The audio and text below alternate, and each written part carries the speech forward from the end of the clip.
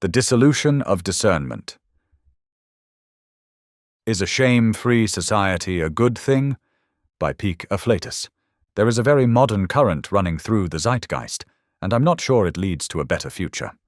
My own internal critique once grew tyrannical, but to resist any external judgment for fear of offending might be going too far. Modernity's commitment to liberation feels like a wonderful thing. Inclusive, accepting, forgiving. Liberation, pursued without limits, can blur into permissiveness. Yet without such blurring, some forms of beauty and truth would never have surfaced. What was once labeled shameless has sometimes proved liberating in hindsight. Discernment is not mere judgment.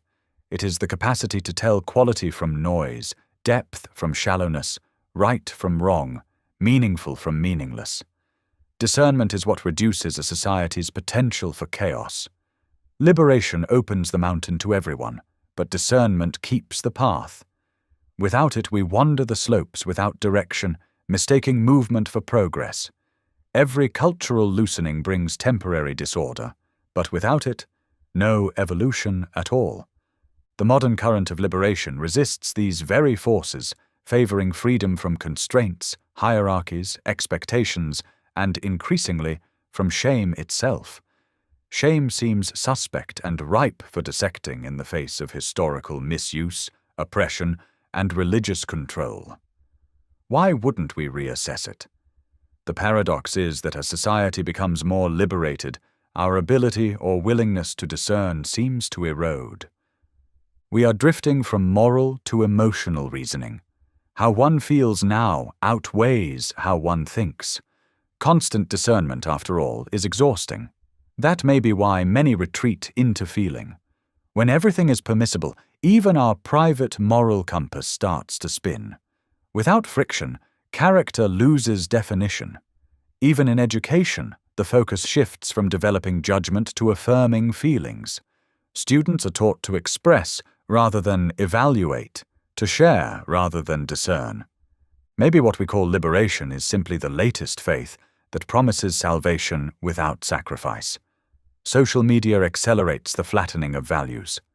A masterpiece and a meme now draw the same attention. We scroll through outrage and apathy with the same thumb. Even disgust feels curated now. The rise of AI-generated art extends this flattening further. When creation requires no craft, the line between artistry and output becomes ever harder to draw. Kindness has become conflated with moral neutrality as non-judgment turns into a virtue of its own.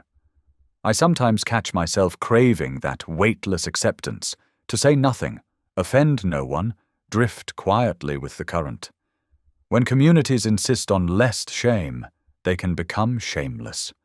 Without that feedback loop, how do they grow, refine, or self-correct in an age of anything-goes acceptance? We claim to reject shame, yet its moral energy has not vanished. It reappears as public outrage, online call-outs, and cancellation. Shame stripped of intimacy, magnified through spectacle. As shamelessness becomes synonymous with empowerment, the effects ripple through society, from speech to sexuality, from art to identity. When handled with care, shame can protect dignity and guide social cohesion. If discernment dissolves to make all things permissible, meaning disappears along with it. When nothing shocks us, it's not tolerance we've achieved, but numbness. If all opinions are valid, all bodies perfect, all art great, then this flattening of moral and aesthetic value risks erasing aspiration, beauty, and standards altogether. Movements for body positivity began as a humane correction to cruelty. Yet at their extremes, they risk denying the value of health, discipline, or aesthetic distinction altogether. Discernment lets us embrace freedom and form, compassion and critique, in a tension that gives life its necessary bounce. When I hear phrases like "no kink shaming," I sense that the spiral of all-out acceptance might lead to more harm than good. Without lines on the court, how are rules upheld or duties defined?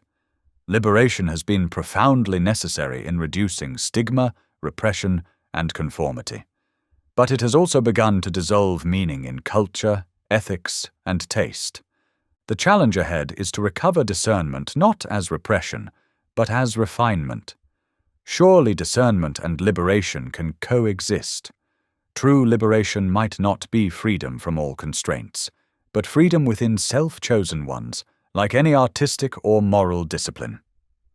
We can illuminate all that is wrong with society, and with the current intensity be equally blinded by it.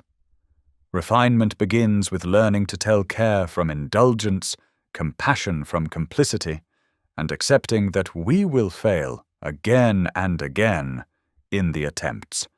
You have been listening to Afflatus.